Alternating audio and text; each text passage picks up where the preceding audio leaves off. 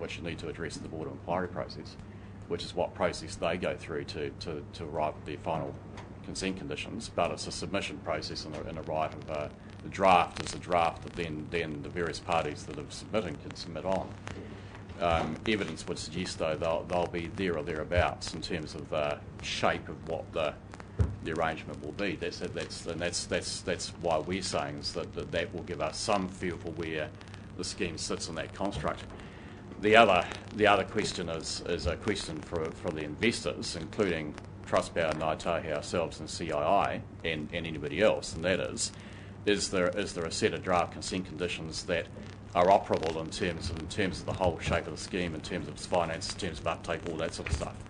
And I guess what I'm saying here is that there's potentially the Board of Inquiry will come out with the groundwater allocation. We'll just have to see what that means at the time it comes. But what I would say is that so far, in terms of expressions of interest and the engagement with the farming community down there, I'm certainly not seeing that that's a major impediment to actually the uptake profile. That'd be fair. Just to follow up, your schedule in the report memo here has you delivering to us a business case in February 2014, and it would seem to me to be tough to develop that business case without having a crystal ball or being pretty confident about what those conditions are going to be, what all these ramifications of changes might be in the process. Is that really realistic that all that could be taken into account and turned around into a comprehensive business plan apparently on the same day? Well, with the same day, or a matter of days either side, is a point of debate. But in our view, yes, absolutely does. Yep. We've spent the last year and a bit working our way through this process, so we monitor it absolutely actively. Actually, just conscious of time, Mayor's at time bound as well. Just how many more slides have you got? There's at least one more. Shall we do the slides first and then come back to questions at the end? Yeah, just if I could I've got some questions on that slide. I'd rather not. Well, unless you want to go back. Do you elaborate on that slide? Oh, sorry. The next slide's just around future likely land use for irrigated areas. So should we do that and then come back to Councillor Bevan's question? So this is just a breakdown showing the detail of the existing land use, just of the irrigated area. So I guess that's a point I have to make. I've only captured the land use change on the actual area being irrigated. And in some cases, land use will change on a greater area because of the introduction of irrigation into a system, obviously. But if we have a wee look there, 12,971 hectares, so just under 13,000 hectares. We've got the largest single land use, future land use, is a mixed system of arable and red meat production, which I'd expect to see down in that area. Dairy does feature, as does arable strongly, and dairy support, interestingly, drops a wee bit. But I just thought that was quite interesting, just to get a flavour of actually what the people who are signing expressions of interest around making use of new irrigation in the area, what their current thoughts are around what land use looks like into the future for the Ruataniwha. Right, Councillor Bevan. Okay, if you could go back to the previous slide. I've got a couple of questions. The first is the current expressions of interest you've got there. Does that have any implications for the cost of the pipework, which is actually more than half the cost of this whole project? Yeah, so this is information that's been that the D&C teams are pretty interested in having, and they've certainly used it in designing the secondary, well, and I guess primary, but mainly secondary distribution system. So with the absence of the expression of interest, we would be just guessing where future irrigated properties might be. And so they have taken the maps I've provided them with the locations of these properties and the amount of water on each specific property, and they've looked to design a system that could accommodate the demand in this geographic area. And that fits within the price range that you're operating right. So as of the weekend, this past weekend just gone, we've received another, I'm not going to tell you the absolute numbers because that's still a commercial negotiation, but we've received a reworked DNC framework and a distribution network that serves that sort of demand in actual fact. Yeah, and it fits within your Yep. operating budget that you're looking at. Yeah, it does, Councillor Bevan. Yep. Okay, So, thank I you. mean, all of that's part of the, the detailed design and assessment process we're operating right now. The other question relates to converting the expressions of interest into firmed up contracts. I'm interested to understand what your process and time frame for doing that is, because that's a critical piece in this whole jigsaw puzzle. And when you enter into these contracts, how many years are you intending to bind up those people who have made an expression of interest? Yeah, so the assuming a consent's issued for 35 years, then we would tie up a water contract for that period. Okay. And so that would be from issue of consent. And so if, for instance, we were 3 years away from water delivery, then that contract would involve paying for water for 32 of those years. And if someone signed an agreement 10 years into the process, then it would have 25 years left to pay. So we can't contract the supply of water out past the end of the initial consenting period. The process we've been, and I've been spending quite a bit of time in the last 2 months on the contracts that we'll be taking to market early in the new year, and one of those is the water user agreement, and the other, I guess, is around the investment opportunity. And so hopefully before the end of January clicks over, we'll have a water user agreement out of the market, which will be considerably more detailed than what the expression of interest has been. So I suppose, yeah, that is the process. Just on the expression of interest, So we had a queue here. Councillor Scott. Thank you, Mr. Chairman. And a question on the process as to how the amount of sustainably available groundwater has been arrived at. I was actually present in the EPA when His Honour Justice Chisholm actually informed one of the submitters that there had been a shift in that amount. My understanding is that as a result of expert caucusing, not accommodation. Would that be correct? That it has been caucusing of the scientists involved? Oh, you don't. It's probably better Well, asked them. caucusing in the, I don't know whether in the specific term that existed before the EPA process started, I don't think so, but because I think it's happened during the EPA, but it's as a result of various experts and hydrologists and their views on how much sustainable groundwater there is available in the area. Just to the point earlier as well, I don't think we ever expected to get all of the groundwater migrated across into dam, and I suspect we only, well, my understanding is that we only thought we'd end up with about 20% of it, and the amount that's reflected in the deep water migration is in excess of that. So it's I agree it's a shift, but it hasn't had a material impact for us thus far. I think maybe I'll add a couple of comments. One is to your question, Councillor Scott. The caucusing issue, well, I just guess there's still a process underway. There are other submitters who've expressed a view on water allocation issues that doesn't line up with that particular trend, and it'll be interesting to see what impact they have. So that's sort of just an uncertainty that we have, I guess, as to where it's all going to pan out.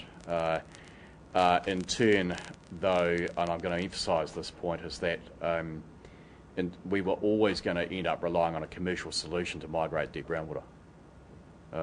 That's been evident for a number of years. So the RMA is a fairly coarse instrument when it comes to certain issues, and in terms of a regulatory framework that absolutely removed all the access to groundwater, well, that's the regulatory framework's not that precise. So we've been planning and working on the idea that we'd arrive at a commercial solution for that issue. Just to clarify, the amount of groundwater that is likely to be available, that is based on what is sustainably available, not what someone allows or doesn't allow. Is that right? Councillor Barker. I read in one of the Microphone. I read in one of the reports on the hearing that a submitter said that they had signed an expression of interest, but the cost of water was too high.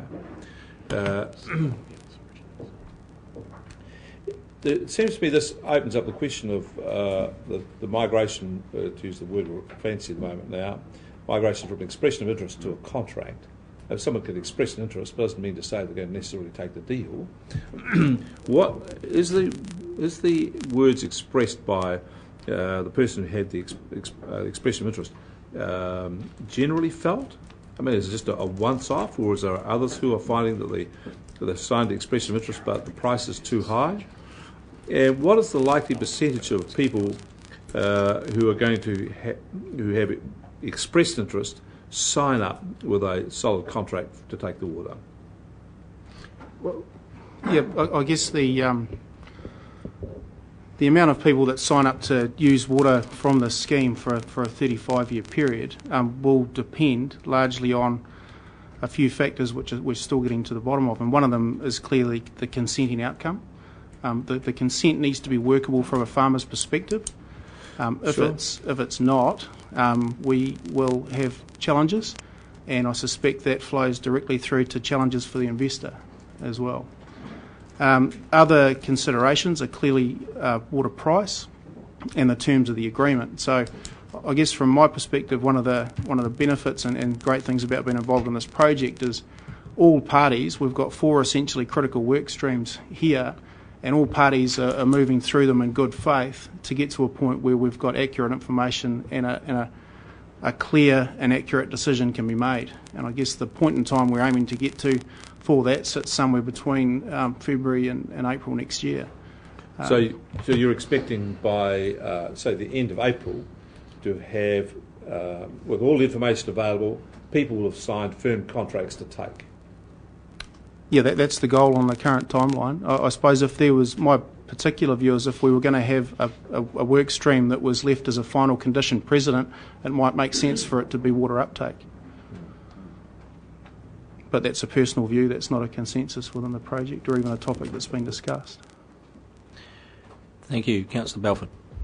Just some more questions on this uptake issue. The land use, one more slide beyond the land use, what is that based, what information is that based on, that allocation? Oh, that's captured in the expression of interest. What they're saying process. in there. Okay.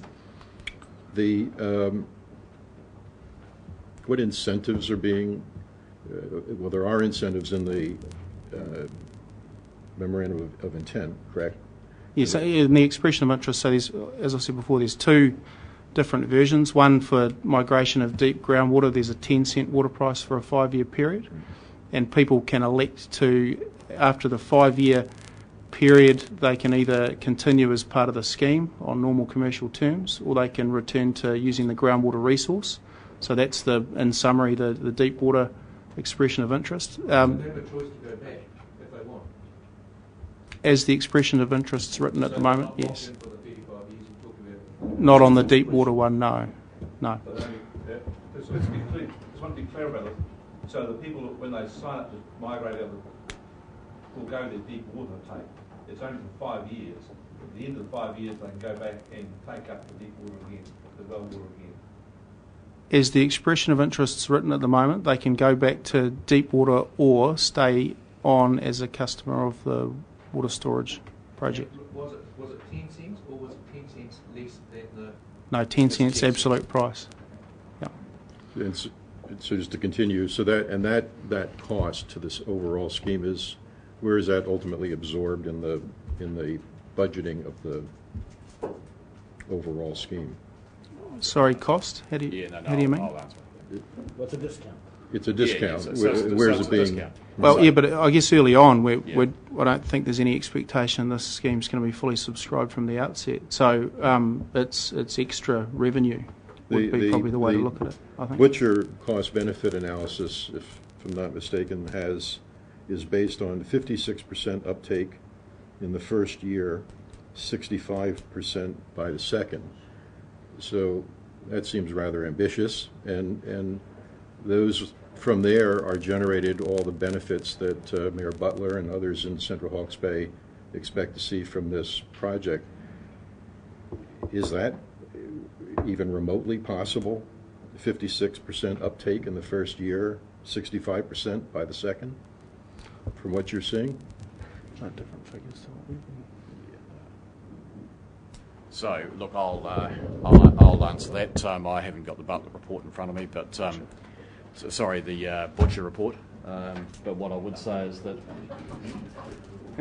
what we've done on our side of it is a custodian demand forecast. We've got a number of scenarios running. We'll be showing a number of scenarios that in the business case around uptake profile and the reality, and across those in terms of the impact on the financial model, that ultimately boils down to revenue. So the key point, and I'll back up to the regional GDP impacts in a minute.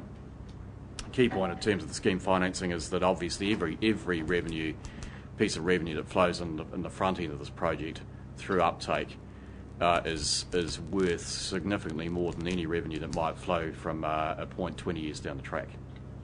So I mean, anybody who sort of understands really cost-benefit analysis and NPVs and so on knows that. So the commercially rational thing to do is incentivise revenue, incentivise, and the discounts. So it's not only the deep water discount, but it's also discounts for those signing up on day one, which is 6 cents for each of 4 years off the headline water price, is designed to enable those businesses to get through a cash flow deficit period over a period of time and into a cash flow positive period, ultimately paying a full water price. So, but it's a financially rational thing to do to incentivise, and you may yet see us go further on that. Actually, we won't. We're not ruling out going further on that if we think it's the rational thing to do around uptake. But flowing on to the regional GDP impacts, so, like I said, I don't have the Butcher report in front of me. What we will show, realistically, I think is a range of uptake, and in that range, which would be a condition precedent issue, we'll also flow that on into the financial model, and we'll flow it on into a reassessment of the GDP forecasts. Okay.